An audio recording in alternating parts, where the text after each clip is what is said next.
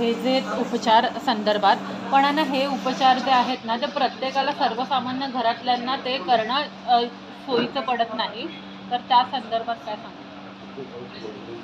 उपचार करणं होत नाही असं मला वाटत नाही, कारण की नाही, कॉस्टली असतात ना हे जे उपचार. नाही, मला वाटतं असं अजिबात नाही आहे.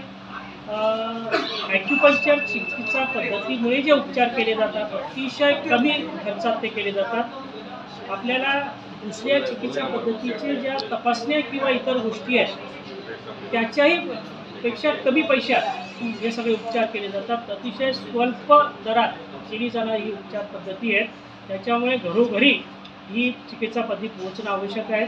आणि जे आज त्यांचे मेडिकल बिलाचे मोठमोठे त्यांचे आकडे आहेत ते ह्या चिकित्सा पद्धतीमुळे अतिशय कमी होणार आहेत. त्याच्यामुळे याचा प्रचार पूर्ण मेडिक्लेममध्येही हे जे उपचार आहेत ते कव्हर होतात का? फार चांगला प्रश्न आहे हा.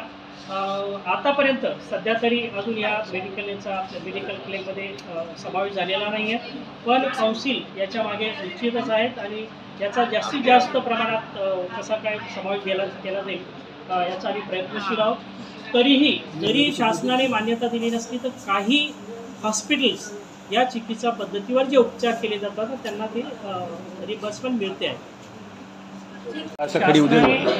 महाराष्ट्र ॲक्युपंक्चर चिकित्सा पद्धती अधिनियमान्वये परिषदेला जे कॉलेजेस सुरू करायची परवानगी दिलेली आहे त्या कॉलेजेस संदर्भात विद्यार्थी आणि पालक यांच्यामध्ये जनजागृती निर्माण करणे, 12वी उत्तीर्ण झालेल्या विद्यार्थ्यांना जास्तीत जास्त विद्यार्थ्यांना या चिकित्सा पद्धतीच्या अभ्यासक्रमास प्रवेश घेण्यास प्रवृत्त करणे हा प्रामुख्याने आपला हा उद्देश आहे. त्याचबरोबर या चिकित्सा पद्धतीचे फायदे काय आहेत ते जनमानसापर्यंत पुरवणे हा या आजच्या पत्रकार परिषदेचा मुख्य उद्देश आहे.